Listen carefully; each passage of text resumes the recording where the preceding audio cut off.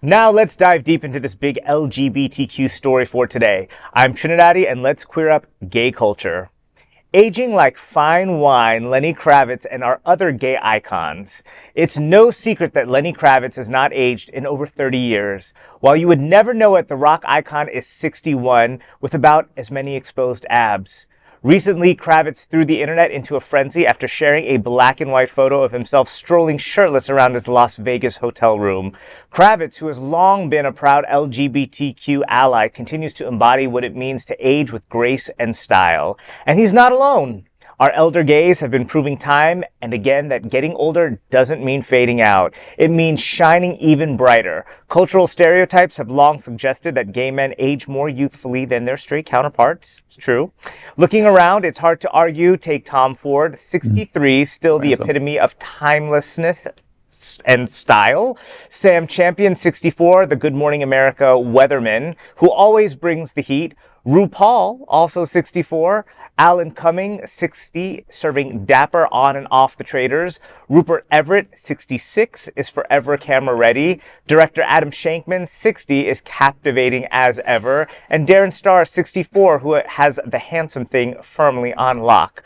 So while Lenny Kravitz may seem immortal, he's in fabulous company, reminding us all that aging can be as hot as the Vegas sun. Well, right here, evidence. Let's not also discount the elephant in the room that a little bit of melanin does play a role in Lenny Kravitz. I would say Lenny Kravitz is kind of here. Everybody else, you're aging wonderfully. Maybe a little bit underneath here. I think it's obvious that gay men think much more about their appearance than straight men.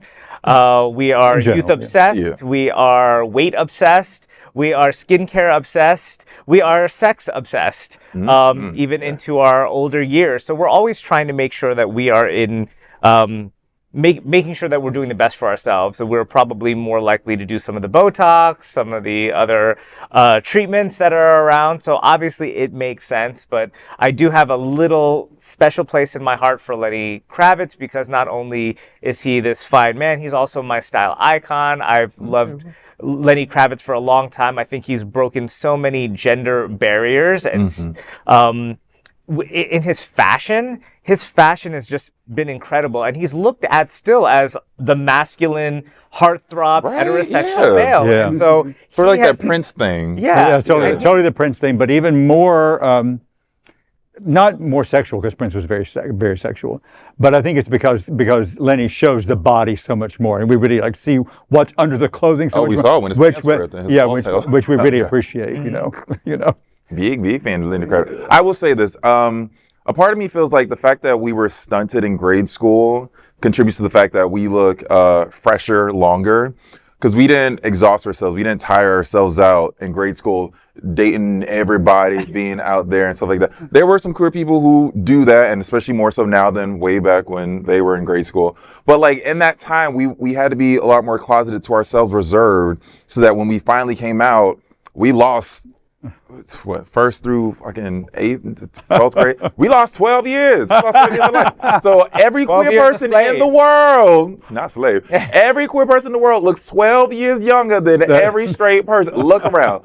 You watching this video, call your mama. Look at her. You look, in most cases, we're stunted in grade school. So we look, and this is science, we look 12 years younger than any straight person. Find a straight person on your social media that's your exact same age. I guarantee, queer person, you look better than them. But if you go to like a high school reunion or something, then you see it played out really big time for you. Like, wow. Yeah. Okay, what happened to these people? But Bodybuilder has spoken about science, and I think that kind of like just says it all. We're going to school for science, so you got to believe me. Right? It gives me something to look forward to when I enter my 60s. I see a lot of a lot of the LGBTQ plus icons that we have that are still thriving today and taking care of themselves, and that's really important. I remember always growing up taking care of my skin and things like that. It was just what as a closeted gay boy would do. In terms of I didn't also have a lot of friends, and I wasn't athletic, so I was taking care of myself other ways. So why not? We do look beautiful. Indoor activities. Yeah. Did y'all ever have like a weird hack in grade school that you did that you felt like would make you feel prettier when it actually did nothing? Okay, I'm telling myself. When I was in grade school, I would put toothpaste on my eyebrows because I thought it made them shinier.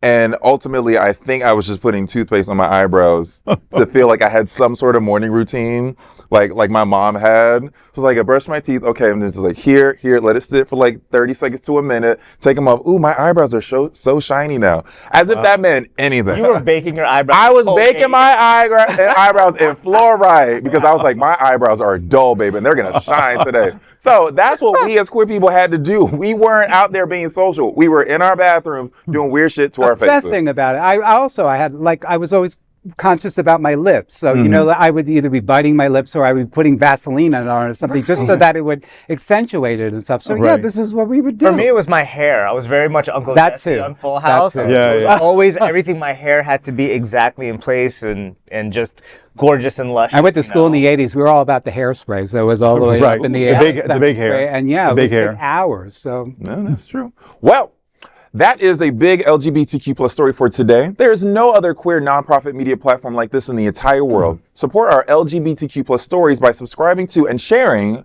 Queer News Tonight.